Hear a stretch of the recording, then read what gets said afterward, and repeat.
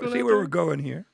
So what does your normal day look like for you? Are you just making these calls, trying to figure out what's actually going on in the county, or Well, a lot of what I do countywide and statewide and even sometimes international is I do a lot of on the phone. I have all kinds of people. I'm not an expert in things, but I usually have the ability to get to somebody who knows somebody who is, and I like to go and have a good foundation in dealing with people that know what they're talking about. Makes me look smarter. it does? It always helps having people around you that are smarter than yourself. True. And so one of the things in preparation for this podcast, when I would Google your name, the term county watchdog seems to pop up a lot. That does. It's public meeting enthusiast pops up. I do participate a lot in the different forums, and a lot of people get a hold of me with things. They say, "Hey, Kent, I don't want to go speak before the Board of Supervisors, or there's an issue here with Arcata City Council." So they educate me, and then I vet the things they're talking about, and we go from there. And so you don't just focus on the Eureka City Council and the Board of Supervisors. You're pretty No. much everywhere. It's everywhere from state issues, Humboldt County issues, things that are important around the world. I spend close to half my time now I'm spending down in Mexico. Enjoy being down there. I'm moving a lot of my investments down to Mexico. I found that people ask me why, and I say, well, if I'm going to be in a third world country, I'm going to do one that already knows how to do it. And there's so many things they have dialed in so much better than we have here. Their health care, just about everybody seems to work down there. Up here, we seem to have so many people that are lost because they don't have a purpose or a job. And family's really strong down in Mexico, so I enjoy that part of it. I think we've lost a lot of that in the United States. A generation or two ago, everybody kind of went to the wind, and now we're lucky to have a family unit to babysit our kids, to grow up and live with, and I think multi-generational institutional knowledge passed on is lost quite a bit in our society here in the United States, whereas parts of Mexico I go to, maybe the big cities are the same way, but parts I go to, you'll have 3 or 4 generations of people living within a block of each other still, and if not on the same parcel in the same household. So, And where are you going down there? What part of Mexico? I enjoy a place that's called Quino, Mexico, or it's outside of Hermosillo, and Hermosillo is the capital of Sonora, and they have a place outside of Hermosillo called Quino, and it's right on the water, Sea of Cortez. So, fantastic place to be. Pelicans flying over your head all day long, and then just join the people down there working with them. We work together. So. And the weather helps. That's a big Weather plus. helps. It does get a little too hot and muggy. Right now, I think it's averaging, the other day it was 70 down there, 48 at night with 5-mile-an-hour winds.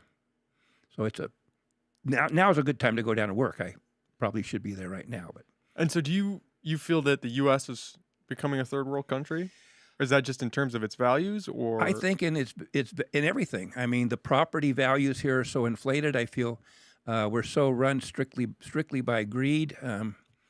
Everything I see seems to be based upon greed and desire for power. I don't see a very good working relationship with Mother Nature. A lot of what I kind of look at two things. I ask myself, what would Mother Nature say or do, or what does she want me to do? That's one question.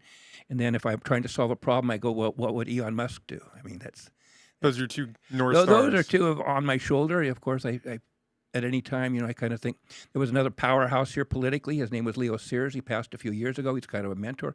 So I kind of go, well, what would Leo do under the circumstances? He was able to get things done. So, And why get involved in this political realm?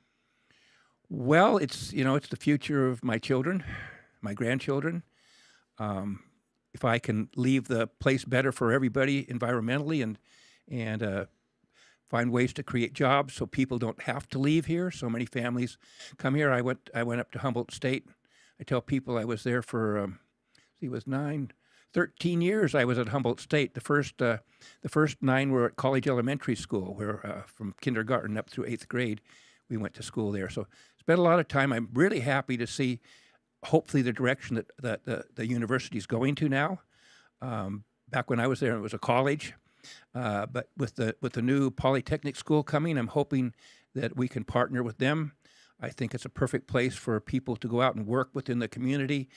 There's nothing better than someone who's I was going into business when I was a freshman, being a business major, and I got a job managing a jewelry store in Eureka. So I had hands-on people. I was being mentored, learning the practical application of what I did learn at Humboldt State, and the education I got managing the store, in my opinion, taught me way more than I learned in 4 years at Humboldt State there. But it's good to have a rounded education. And that aspect of jobs and employment, that seems to be a big part of what you focus on. Well, it seems to be what we're lacking here. You know, with the crash of the weed business, we lost the timber business.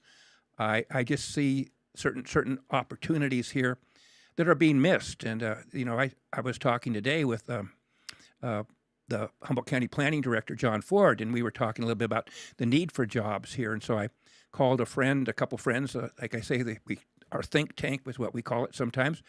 And they said one thing we're really missing out on is we have, I think, 4 or 5 fiber optic cables landing here and coming over from Asia.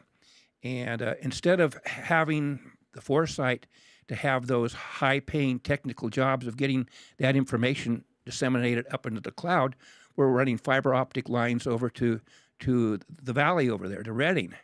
And that makes no sense to me. I understand it's a high energy usage. Well, hopefully we're going to have offshore wind or some form of affordable energy here.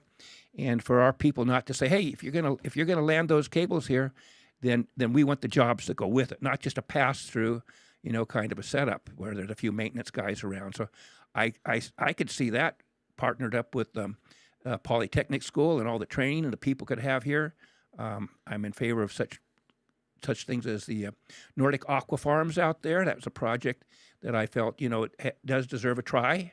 And a lot of people have different opinions on that. But I also enjoy communicating with Jeff Hunterlock. He's operating Engineers Union, and he's looking after the jobs and bringing along union people and training people. So I enjoy working with people that are doers, and they have ideas. And if I can do some small little part in bringing any of those things to fruition, that's what I'm about. Is there a lot of interest to do something with that fiber optic cable and keep that local, or? There really hasn't been, and today this was just something that somebody said we're really missing out on. So I'm hoping right now to start generating some interest. Our politicians, I spoke with Supervisor Steve Bedrome briefly before I came over here and kind of planted a little seed. Say, Steve, we might want to look at that, you know, and we need a little bit better outlook from our staff, you know, regarding economic development with the county. I mean, a lot of people still leaning on the weed thing, you know, and that as far as I'm concerned seems to be pretty well gone. If you're realistic, there may be small little niche things, but to find these things and go after them, you know, just try. Unless we try to do things and use our political power and have our local people, we need everybody on board. You know, we need especially the county supervisors, and then we need Mike McGuire and Assemblyman Woods, you know, and Jared Huffman and these people. If we can all work together, I think maybe we can create these jobs we need here. So many of my friends and family people say, well, my kids couldn't find a job here, so now they're off in Minnesota or they went down south, you know.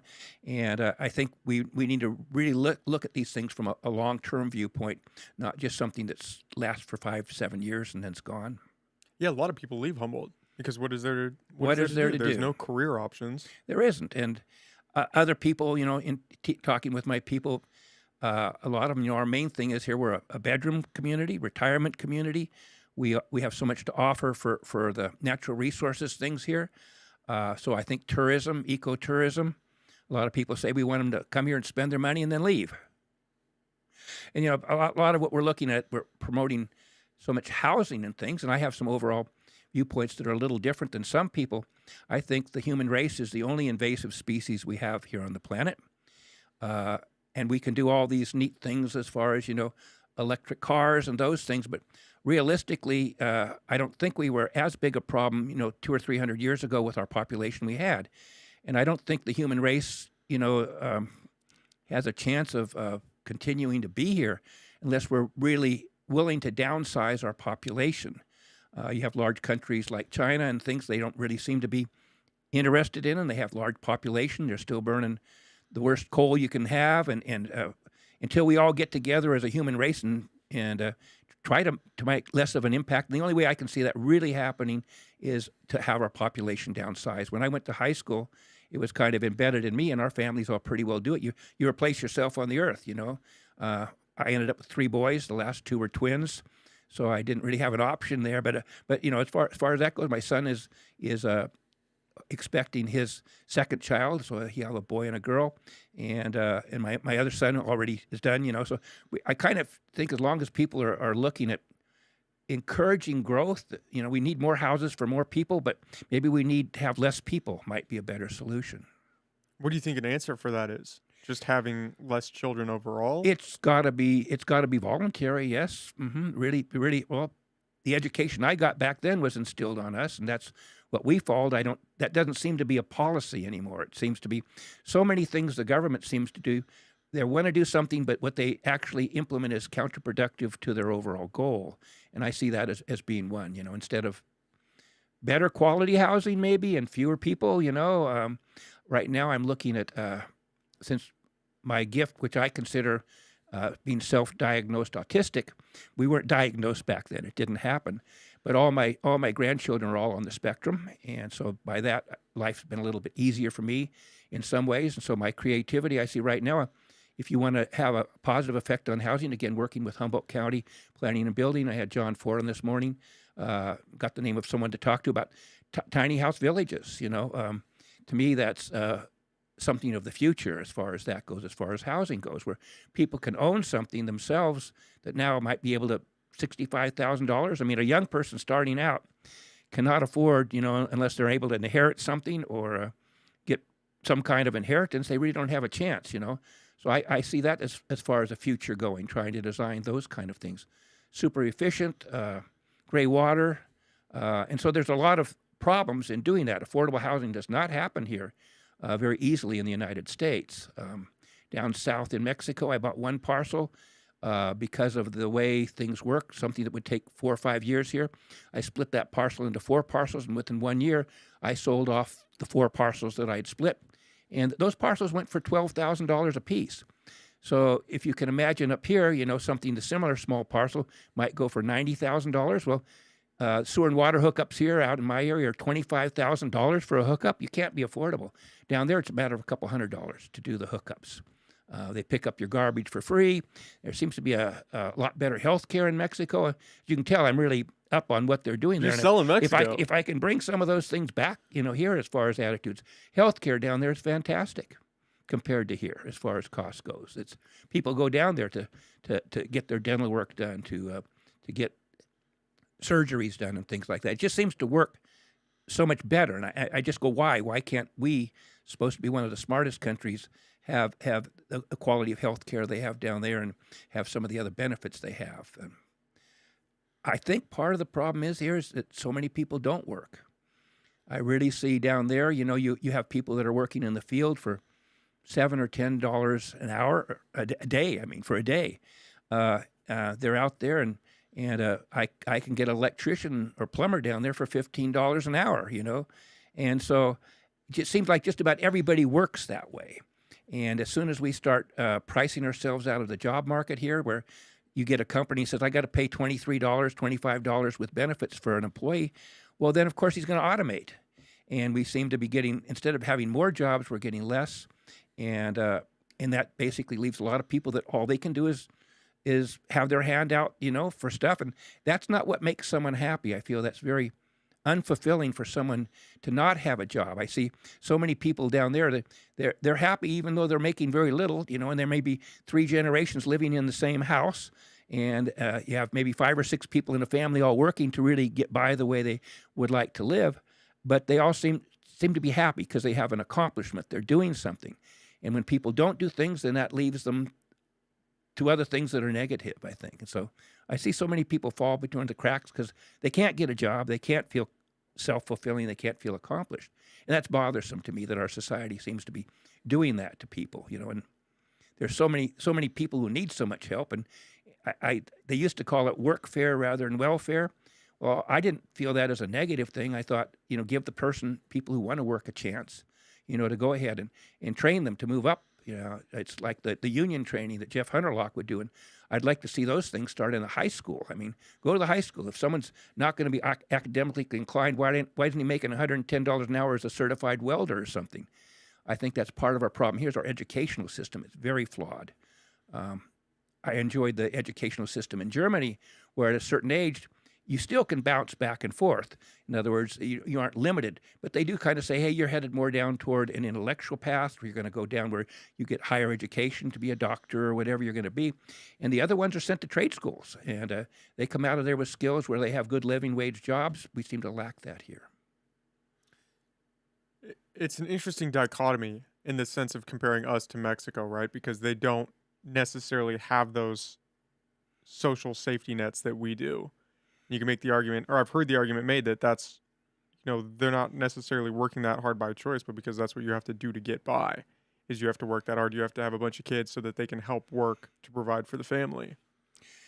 And I think that needing to have a whole bunch of kids is going by the wayside. The families I'm working with now are having 2 children down there. The ones I have a Mexican corporation and was fortunate enough to have a family member who was from Mexico, and so the family down there, they're kind of my second family. But I am watching, and they're pretty well. The people I'm dealing with in the small villages are having the 2 children. Sometimes if they don't get a boy out of the 2, they want to have one more or something because of the attitude down there. But I see that also changing down there.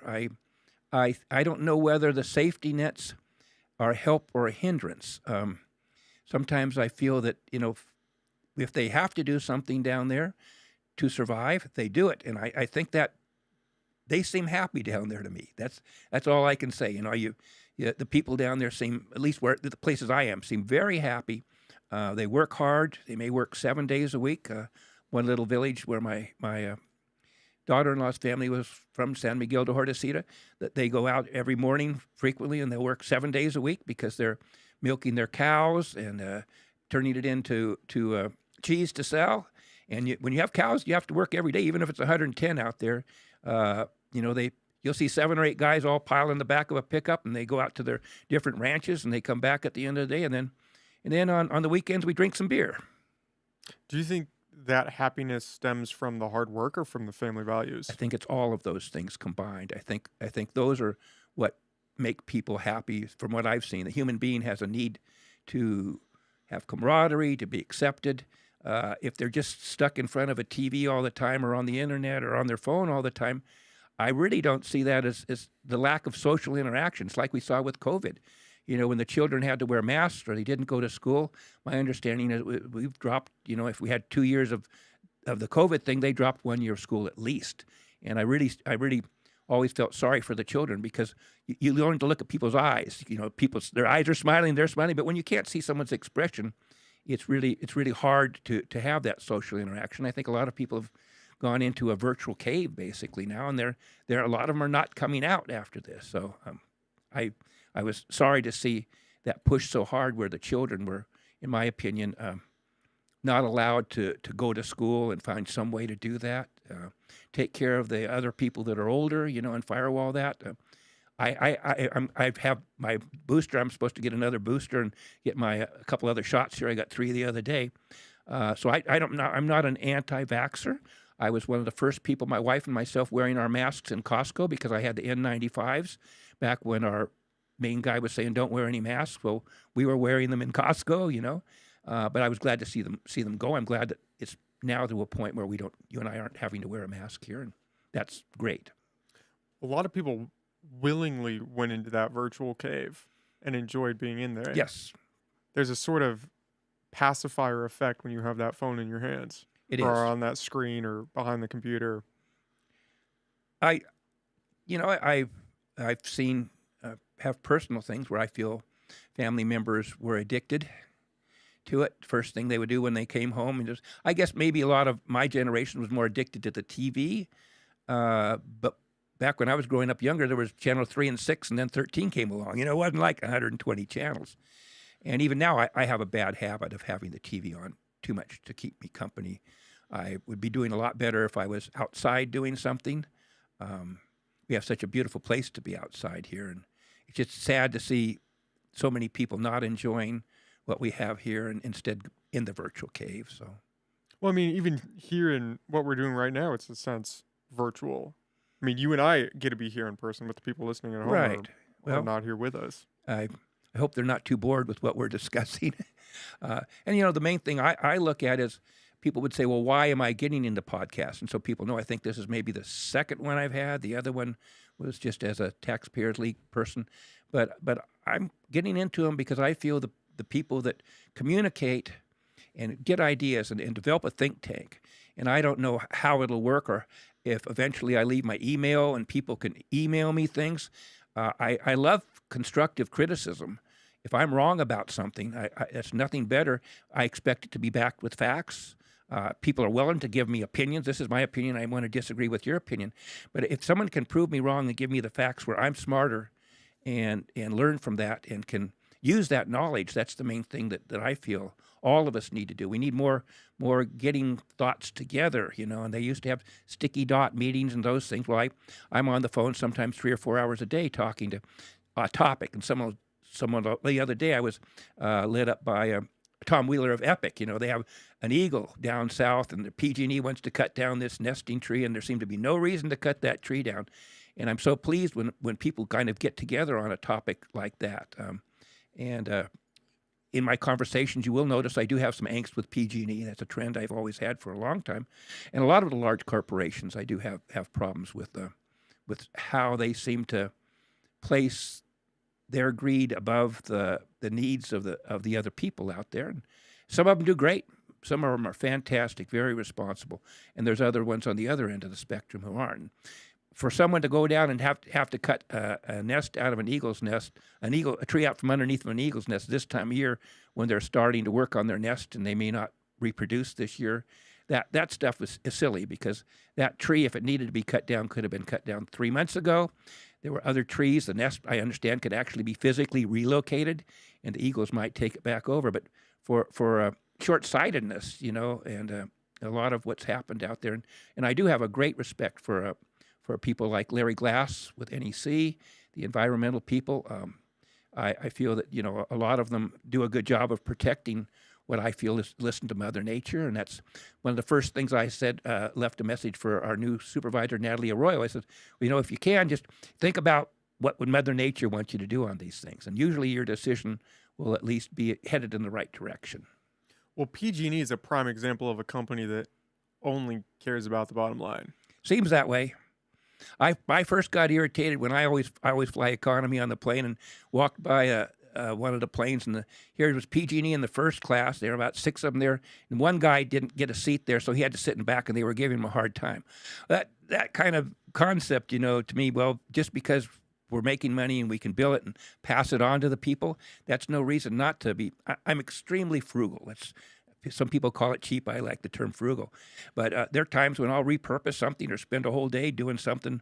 I might be making 25 cents an hour, but at the end of the day, I've saved something from going to the dump, and I've learned something. And I think that I see that a lot again back down to Mexico, where so many things are thrown out here because of planned obsolescence, instead, I guess, because of lower price. And they'll have a lot of boneyards where they have parts for refrigerators, stoves, and things. So I think basically the overall life of an appliance down there is at least twice as long as here for the same appliance. And then I've noticed I even get a kick out of, because when you get a refrigerator that's shot and doesn't work anymore, well, we make it into a tool chest down there, or you find some place to use the thing for instead of having them all go to landfills. And that I appreciate, when people are willing and able to take the time to not go and buy something new.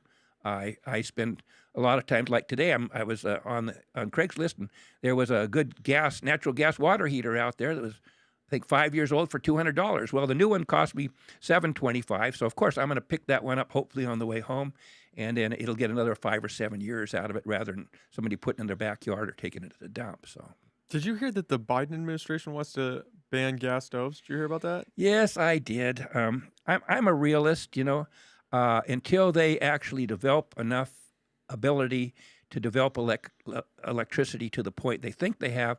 I will stay with the natural gas. The price on it just went through the roof for some reason, I heard, but I know the costs of when I do things as far as PG&E bills. I've heated my house for years with wood heat. I have the natural gas for about everything else in there, and it's way less than the electric, and that's kind of sending a message. I don't know. I can't see us weaning ourselves from it until we're ready to. It's same as down in Mexico, if you want to tell people to quit driving your cars, well, between Hermosillo and Kino, once an hour, 24/7, 365, you have a bus transit system that goes down there for not much money. You know, the people can go back and forth. So you pretty well have to build it, and then they will come. Instead, we're trying to make people give up something, but there's nothing to go to. Our transit systems are pathetic up here. I know they can't get enough ridership to make the new routes work on a continual basis. And they have to find that and make it workable before people are going to be willing to give up their. I can't see them. We're rural. Giving up your cars and just having, if you need to get a relative or someone to the hospital or something like that, and you or neighbor doesn't have a car and you're out in the middle of somewhere, well, where are you going to go? I mean, it just doesn't happen. Well, and that's the crazy part about the grid and electric cars is they want everyone to go electric, Yeah. but we don't even have the capacity Nowhere to let near. you charge your car. We can't right now. They can't. I mean, we were having brownouts, and don't turn on your air conditioner down south. Don't charge your car at this level. And I don't know what level of electric cars we have out there now. Maybe somebody has that information. 10, 15% at the very most. And can you imagine even doubling that? And the grid capacity, no, PG&E is not going to put it in. They said they're not going to put No, it in. Blue Lake, they just totally redid the natural gas lines, 100% out there in Blue Lake, the whole thing. And I understand they're doing that in Arcata. So PG&E is saying, we think the future is going to be in the natural gas. And Well, PG&E just doesn't want to invest the money. of course. Because why? I don't know, but they invested it in the natural gas because I think they actually feel, I would think they would feel that would be their return on investment, that they don't think natural gas is going away. Well, there was that one viral moment, I think, where California came out and said they're going to ban gas cars, and then a day or two later, they came out and asked everyone not to charge their electric car because That's what it the is. grid was going to be overloaded or something. They've got to fix. Sometime I like to do research and find out things, and offshore wind is a very hot topic up here now. They feel it's the future. I have people that who actually check into things. And my understanding is there's very few, maybe only 10 or 15 of those offshore wind turbines actually functioning in the world. And this is the floating kind. This is the kind that we put out. None of them are in the conditions we have out here as far as depth, as far as how Mother Nature runs things around here. I think man might be gone beyond their skill set to fight Mother Nature. These are places where, we can't even keep ships afloat out there, yet alone having these things. And my understanding was the first 10 they put in the North Sea, there's only like maybe 6 of them are still functioning. I don't know if the other 4 are on the bottom of the ocean or on the beach or in storage or what it is. But I want to see. I'd rather have them experiment somewhere else rather than us hanging everything on this particular thing out here. Have no problem with the experiment. If they want to put in 10 of those and do it in an environmentally friendly way and see what effect it has, even the people who did the leases, Boom, I think is what it was, who did the leases off here a month or 2 ago, they had a paper out there where they don't know what the negative impacts are of just the cables that will transfer the power under the water. They think there's a chance it may have the same negative effect as the Navy had with sonar. It might disorient the ability of fish to migrate, whales to migrate. I don't want to be part of another what the cannabis business or the weed business was. They called it building an airplane while we're flying it. Well, it crashed. And I think it's better off to do things slowly and not hang your hat on everything. And but I don't want to be part of a big experiment out here and all of a sudden find out our fishery's gone, the whales can't migrate, and the birds can't fly right. Whatever it is, I really don't think Mother Nature wants it out there.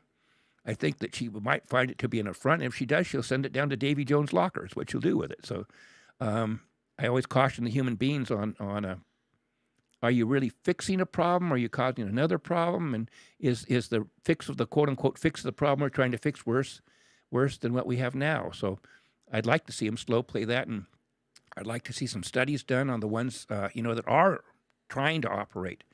Again, on all these things are worth trying. I have a big problem with what all these things do as far as storage goes. Lithium is one of the nastiest things out there, and how it's mined, as my understanding, is pretty bad coming out of China. There's not much of it. And as long as we're relying upon that as far as a storage source, see, that's the problem with all of your solar, your wind. It's not a consistent source of energy. And so you're going to have very large batteries of some type or some way of storing it. And I don't think we've come up with something that I feel is feasible. I have a friend, he's an engineer, and I asked him a question about battery storage, and he went back to MIT. I try and get people who know what they're talking. There is potentially, I guess, a carbon battery, back to a carbon battery that's supposed to be way more efficient and charges way faster, and of course is just about inert as far as things goes. Carbon's an element, so as far as recycling that, it shouldn't be a big problem compared to dealing with lithium and what it's doing out there. So I was working through that report that you sent me about the wind farm out there, and I didn't make it all the way through, but it seems like the environmental impact is a huge worry. I guess there's some similar wind farm out on the East Coast, and they're starting to recognize that there is some effect on the sea life out there, and now they're worried that that's going to have the same similar effect out here. But nobody's really doing the work to figure out. Was from Boom. I think the one I sent you was from them. I like to go to the people who are supposed to be the keepers of the thing. Yeah, we don't know, and that's why I forward that same thing to Epic, to Tom Wheeler, and to Larry Glass with NEC, and I forward that to some of the tribes also. Because right now, if people don't understand politics in our area, it's our local tribal people are big players, and it's kind of like 100% will support whatever the tribe is down where the Eel River dams are.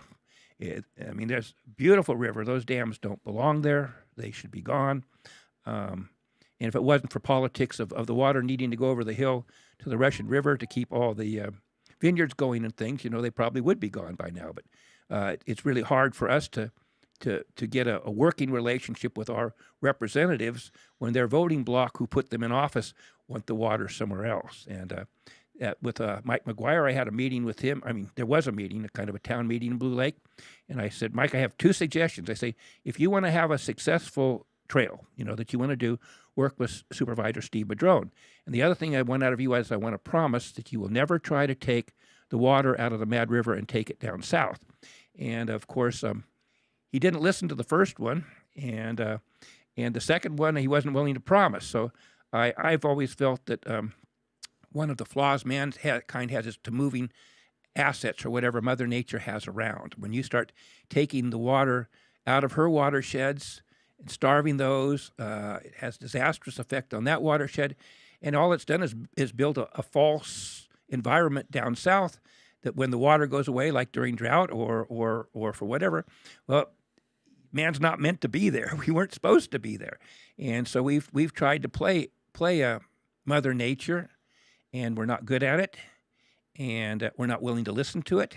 And I could see easily, I have a crystal ball, and I can guarantee you just about 100% that the mankind will downsize by 95 to 100%. I can't tell you when, but it's just a matter, we're... That feels like a doomsday prediction. Well, it is, but it might be 500 years from now, so it may not be our worry. We do have to always look at it and always look at what do we need to do. I will say, either we're going to voluntarily downsize our population or else our environment will do it for us.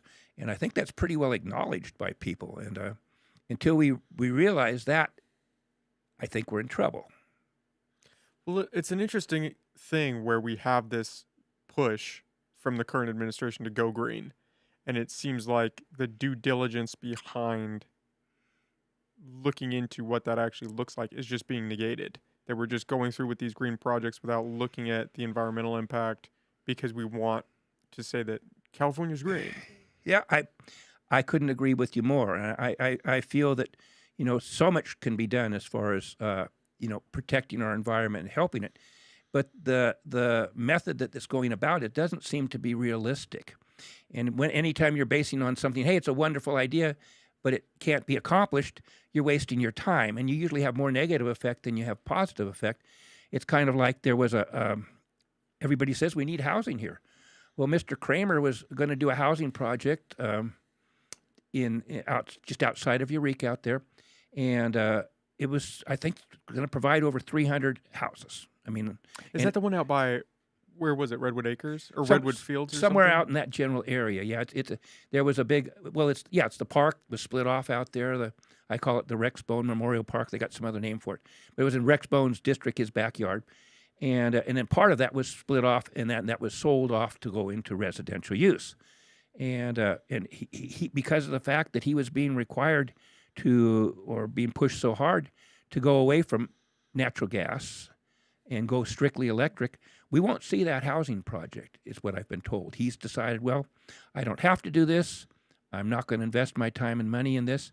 And when you have people that are so ardent that they're not willing to work with somebody and give somebody, the developers here are leaving. I mean, there's very few developers that are around, and I was one of them. We were a very small company, but we built some of the earliest affordable housing, 10 plexes, 4 plexes, started in the Blue Lake area. Blue Lake Enterprise is what we were. And then did that quite a bit out in other areas. But we can't afford to build here anymore. That's why I can go down to Mexico and provide affordable housing down there for people that seem to appreciate it more. I hate to have to say that, but people around here kind of seem like it's owed to them or something. And so when you enable someone down there to get a lot for $10,000 that they can build a house on, it seems to be, it's more comfortable for me at least. I don't know what it is. Maybe because I can't understand everything everybody's saying. Maybe they're saying something behind my back, but I doubt it. I really, the people down there are, I go down the road and I feel lucky because having been in construction, I do that. And I work with my people down there. They see me at 68 years up on scaffolding up there, shouldn't be there. But working, long days with them, and a lot of the crews, they drive by and they wave because I guess I'm the gringo who works with them and like they do, and I enjoy that. I've always enjoyed working. Maybe I think it's a good thing. I feel I've had a good life because of a work ethic, a depression ethic that was instilled by my parents. They lived a depression. One of my dad's earlier jobs was on his uncle's farm, straightening out nails. And in other words, they were salvaging everything during the Depression. So we've gone on the opposite side of that. It's just throw it away, get something new. If you don't like your black stove, refrigerator, and dishwasher, get a stainless steel one, even though those have quite a bit of life left in them. I don't expect everybody to be having Harvest Gold or green refrigerators, but those were the colors back in the day. But I do wish people would not be so feel that they had to impress people by having the most current things. I love antique furniture way more than things. A beautiful piece of furniture that's 150 years old that's lasted that long, rather than some stainless steel and plastic, just does my heart good. It feels warm to me. I don't know what it is. Well, and it's built different. Old furniture was built to last. The stuff you That's get why from it's IKEA still today here. is just Oh yeah, it's a fiber board and what things and I bought my first house. I think I was 18, I think, when 18 or 19, I bought my first house, and it was old Victorian. I redid it, and my mother helped me furnish the house, and she got into an antique business after that, and so I learned a lot about the antiques, and I've always appreciated that. I collect wallpaper. Nobody does wallpaper anymore, but I enjoy duplicating the old buildings. I maybe I live in the past too much, but I'm comfortable there, and when I see a beautiful piece of furniture or something that used to sell for $900 that I feel a little bit bad giving the person $250 for, but that has lasted for 100 years and will probably last another 200 because of its construction. Now, there were crappy furniture back then also. You could get them. You get them sometimes. They're still around. They were catalog furniture put together out of parts through a Sears catalog or something back then. But the nice quality stuff is what I enjoy working with. Do you think society is kind of gamed to be more consumeristic? Oh, yeah. And that you can't, back then you could buy, take cars for instance, you could buy a 1970s car and odds are you could probably figure out how to fix something because it was fairly simple. Whereas now if you have a 2020 Kia and you Can't open the touch hood, it. it's like a spaceship down there. It's like my son was parked in a parking lot down south, and they cut off his catalytic converter. Well, I was told that person takes that and it gets salvaged for that for like $200 when he takes it to a place for the salvage, which, by the way, that should be a law where these salvage places cannot take them, accept these things, And so now it costs what? It costs $2,000 or something for it to get a catalytic converter on your Prius at least. And then, of course, you've got when the battery goes on it, you've got a perfectly good car that could go for another 10 years probably, but the cost of the batteries is more than the car's worth. So, it's all things of planned obsolescence, and I guess it's a norm. It's marketing. One of my emphasis was marketing when I was at Humboldt State up there, and it's just hey, what you have is no longer in style.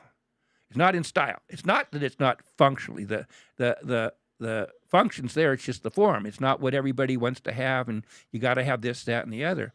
And that's, in my opinion, is part of the problem we have, is that people are just about shamed into being most current, being the most this, that, rather than something that could last them for a long time. So, well, it's not even always just the style. Sometimes it is the function. I mean, that was the big thing with the Apple iPhones, right? Oh, Is yeah. they throttled down the older versions so that you had to buy a new one.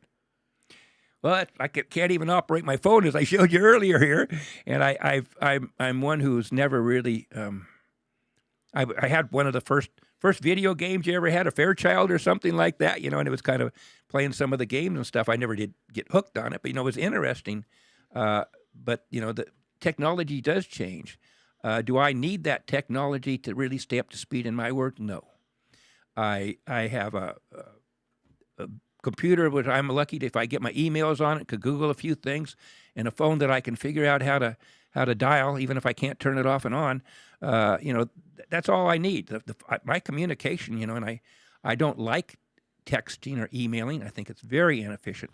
Just imagine if we were having this conversation back and forth now on an email basis, we'd be here for a week with what we've done.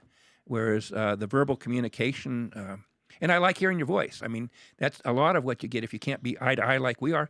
At least you can read somebody, by their voice and things. And as soon as you hit mechanical things, then you lose something. It's impersonal. It's distant, and you do lose a lot of ability to communicate. It's plain and simple. It's just, how do you go against that though in today's day and age, where it's just the speed of progression is so rapid? How do you push back and say, no, we want to be able to fix our equipment or figure out a way to recycle this so that we can keep it?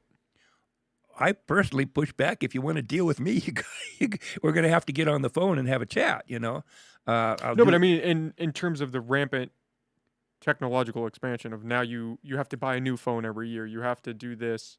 You have to have the latest fridge. Well, I don't go to have to. I mean, I feel, it was kind of back when I had some of my first rentals. I had some people that were being subsidized totally, and they said, "Well, we've got a bunch of VCR tapes. Would you like to borrow them sometime?" I said, "Well, I can't afford a VCR." I think that the whole thing is I don't think people have to have those things. There's a difference between have to have and want to have. And as soon as people really say, well, do I have to have this? Well, no, my phone still works. I can call someone if my car breaks down. I would want to have it. I want to have all these apps. I want to play the games all the time. I want that.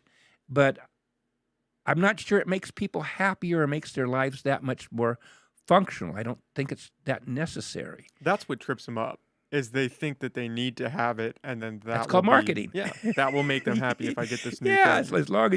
As long as you have a brand new shiny car and you have yourself a $500,000 house up here down south, it'd be a hubble. But then you're supposed to be happier. But I don't see that in people, and that's why when I went to this little town, San Miguel de Hortecito, one of my things was I guess I didn't turn the volume. You didn't turn the volume off. I did not turn the volume off on that thing. I'll set it down here. But it's when I went through the town, my objective was, I said, I want to find a house that needs work, and I want to rehab a house down here. And I went into the village, and I thought 90% of the houses weren't inhabited, which they all were. It's just the people weren't spending all their time. The house I did end up buying, I can't remember what it was, $2,500 or $3,000 on a double lot. It was a family house. Nobody wanted it for two reasons. It didn't have any indoor plumbing, had one electrical service into it, and it was haunted. And so for that reason, I was able to get that house quite reasonably. But people can live in a house that costs them that much down there, and they do. And, you don't have all the things up here we expect to have. The water system on the ranch I went to, I was very impressed. I considered it to be a place where you could survive, because the water that they used to irrigate or bring the water up for the livestock was a donkey, and they put a bag on its head, and they said that worried the donkey, and he'd go around in a circle, and that would went through a cam and then a chain down into the well, and that had rags on it, and that donkey would bring the water to the surface. So that was a pump without any kind of. They've replaced that since with a gas pump, but you could, if you had to survive and went back to a place where you could survive, that was still close enough to the old style of way to do things that people could go right back to it. You said that your dad had the depression mindset. My dad and mother both were very frugal. You think that wore off on you? Oh, in that definitely. sense? It was totally instilled in me. In fact, I appreciated it. I saw how it worked, and I saw how well, my neighbors up there were the same way. We were all kind of raised. I was very fortunate to be raised up with Mother Nature, up on Buckley Road, up above Blue Lake on the hills.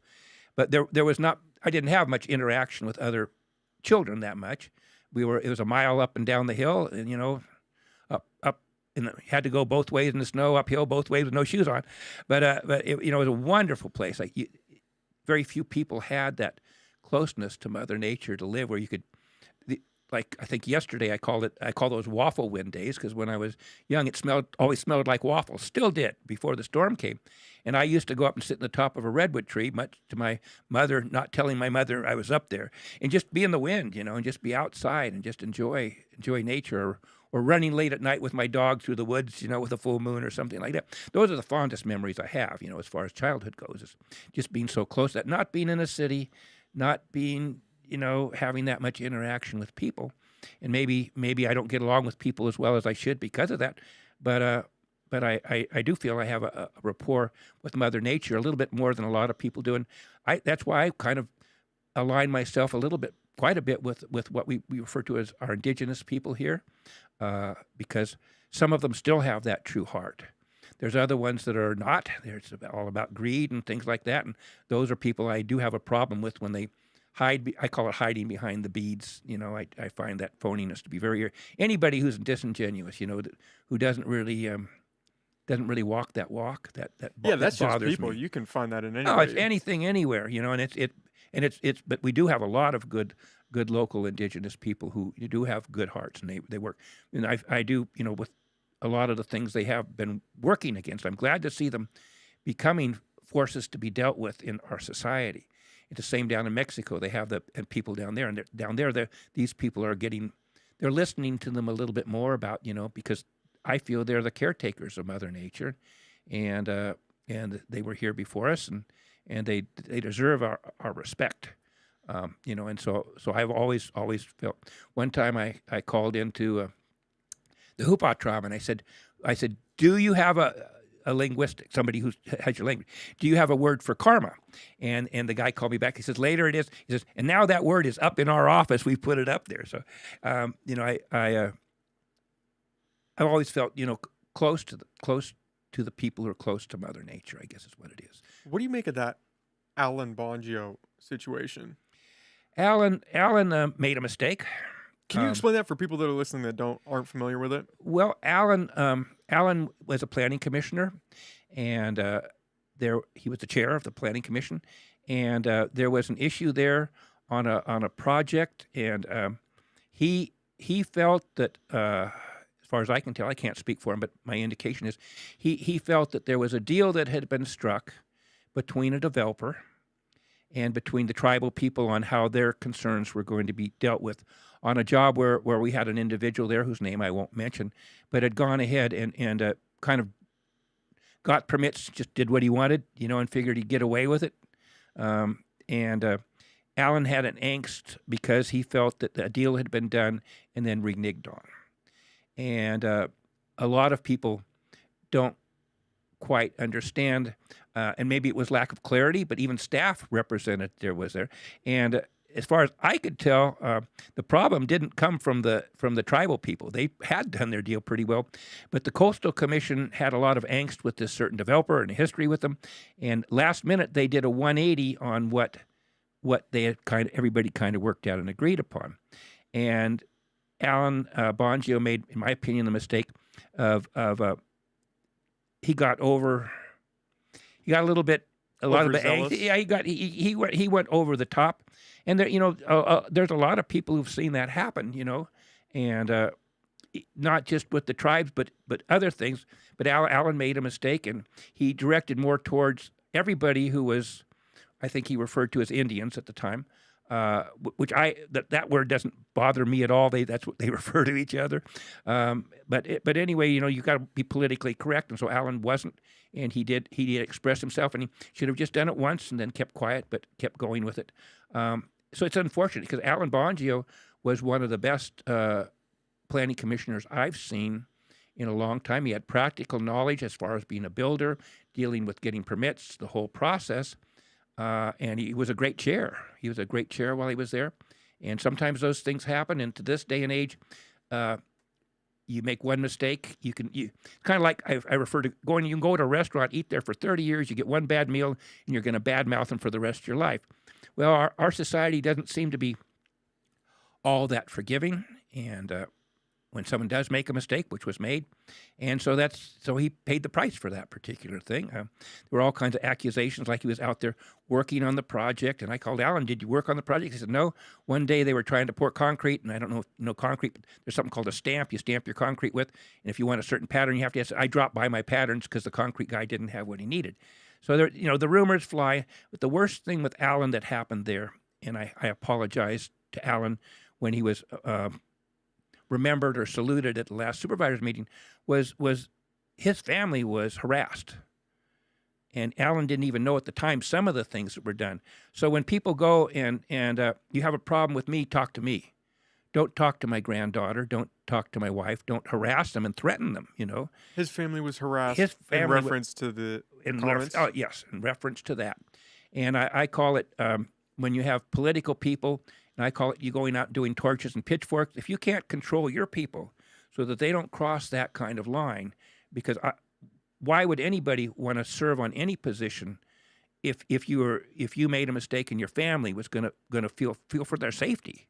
That to me is unforgivable when that happens. And I guess that's a common thing now where they say, well, if you see a politician out there and he's trying to eat his dinner, go in there and cause him problems. Well, ask to have a meeting with him, and hopefully you can have a meeting, but not in front of the wife and the grandkids and kids. That just why should they fear for their life when you have a disagreement with them? So I've always felt, and there's one exception to that. There's one son of a supervisor who basically was benefiting. I won't mention the names, but that person, I felt then that was fair game when that person was sitting in that person's office doing deals for weed permits. Are we talking about Rex Bonestone? I'm not going to say who it is. Anyway, people know who it is. We don't have to go with the names sometimes.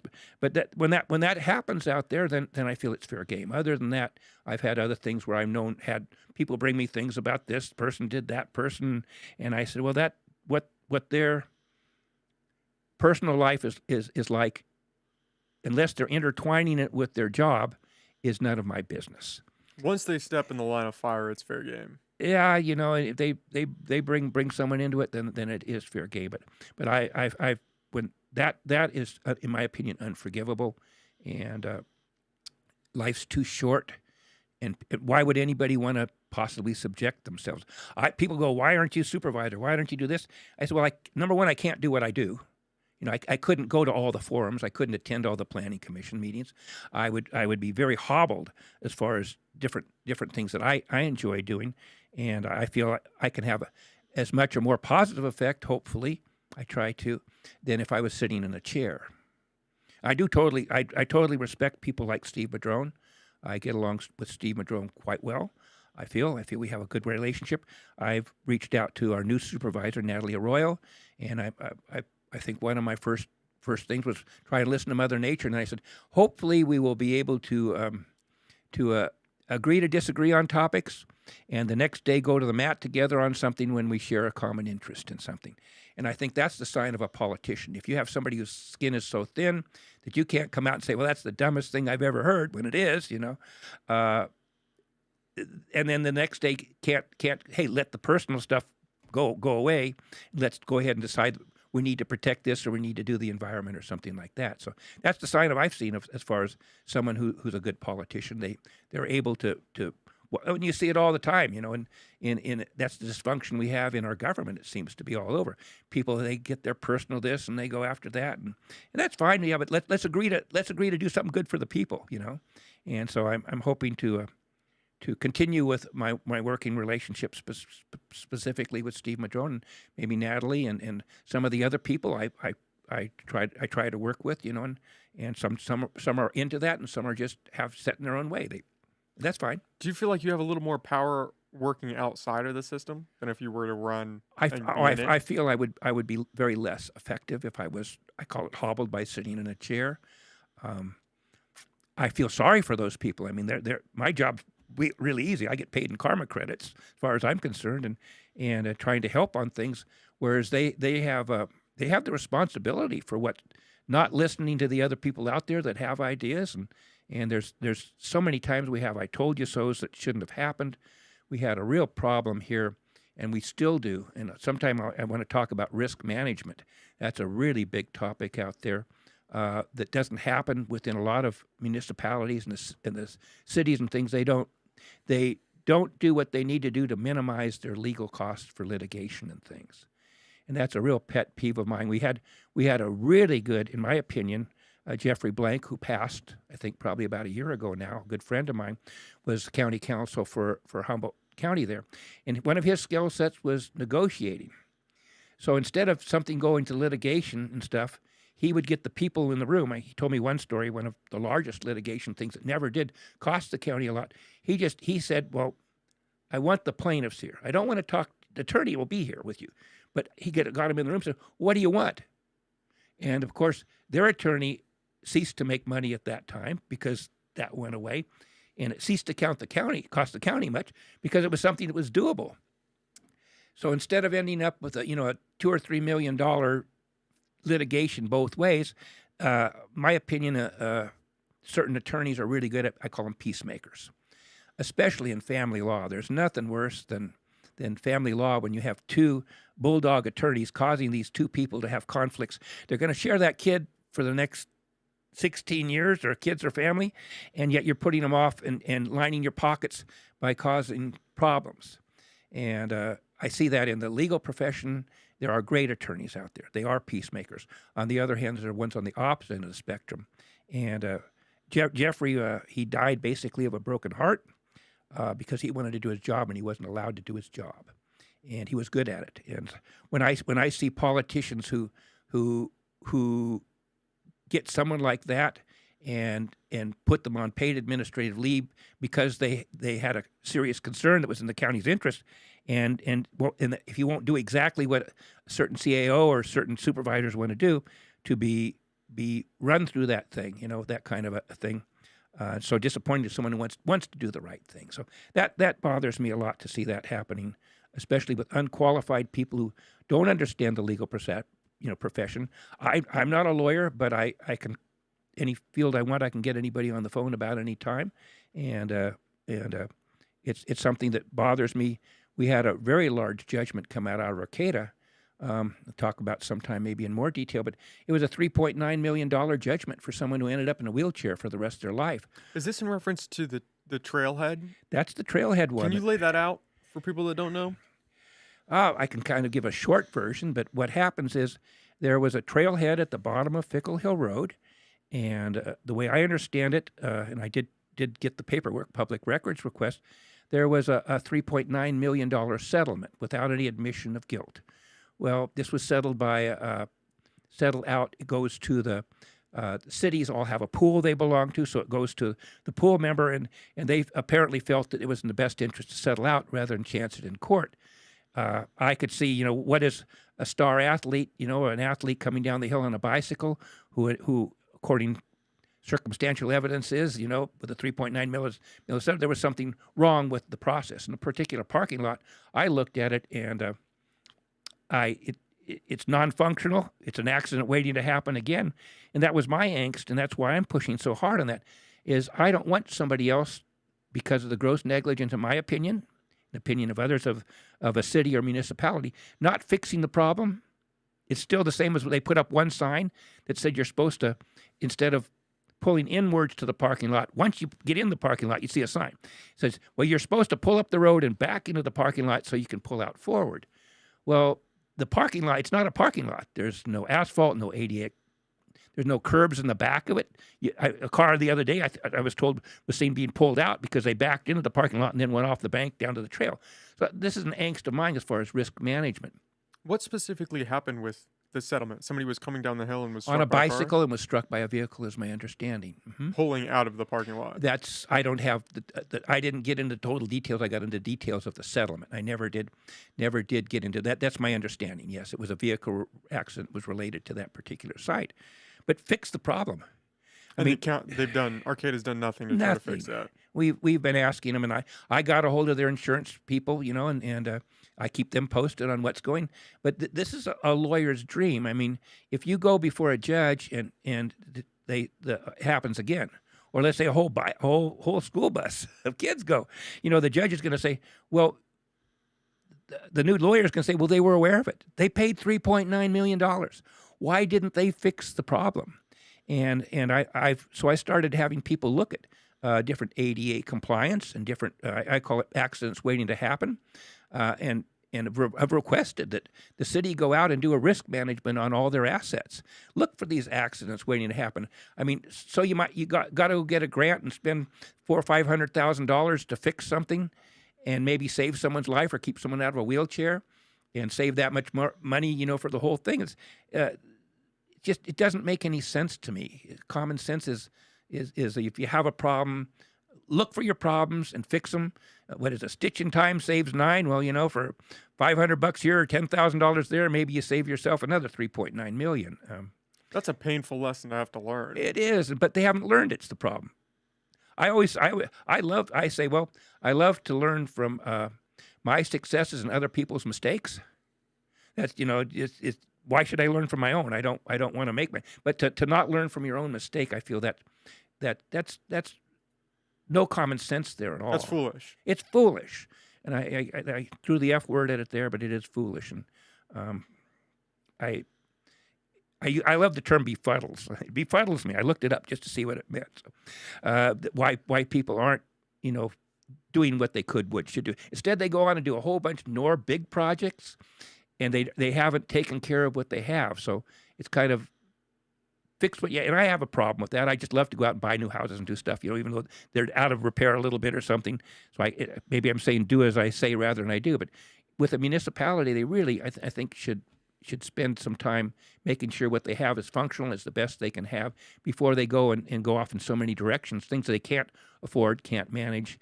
And that seems, I guess is that a lust for power when you have to expand your kingdom to make your job exist or something, but you're not taking care of what your job should you have you do? So it seems to be prevalent. I don't know. I don't know if a lot of people run across that. I'm interested in circumstances like that. And again, anybody, I'm in the phone book under Kent Sawatzky. They can 2 landlines there. One's mine, 5288, and my email is my name at hotmail.com. And so anybody can kind of get a hold of me, and I'm happy to hear about things, and maybe we can all work together to fix things that will help save the environment, make our lives better, and not cost a lot of money that could be spent better. I mean, lawsuit, that money's gone. It's down the drain, and we have so many needs. We have so many things we should be spending our money on. So that's one of my pet peeves. I guess I've listed quite a few pet peeves so far today, haven't I? Yeah, well, I really appreciate you coming on and talking with me. Hey, I appreciate the opportunity, and I look forward to possibly being invited back sometime. And, absolutely. And I really would like to do the shout out to people who want to get a hold of me, who have things and have suggestions. That's what I thrive on. That's what my whole life's about. As you get old like me, you lose your physical ability to do things, but you got to keep your mind working. And so that's what, if we can solve some problems together, even just a few problems, I think that would be great. Thanks. I really appreciate you letting me come on today. Absolutely. I really appreciate you coming on. Do you want to, as we close up here, do you want to hold up your little bacon press there? Well, this is coming in the future. It's the bacon press. And that's for when we talk about things that are pork related, where cities or municipalities are spending money and they're making money, so all the pork out there. And told one of the city managers, I said, well, this is what I've got. And she says, are you going to be talking about my pork? So anyway, it's out there, and for people who are aware of different things that are not, that are being misspent, we don't want to be paying for $2,000 toilet seats and those kind of things out there. But those things need to be brought forward, and then hold the people to the fire, and get them to spend the money in a way that we want them. That's so many. I feel so much money is spent in ways which a majority of the people would rather spend in different ways, such as maybe we want our potholes filled rather than some other things that happen around. God, wouldn't that be nice? That'd be nice, right? Get rid of those potholes.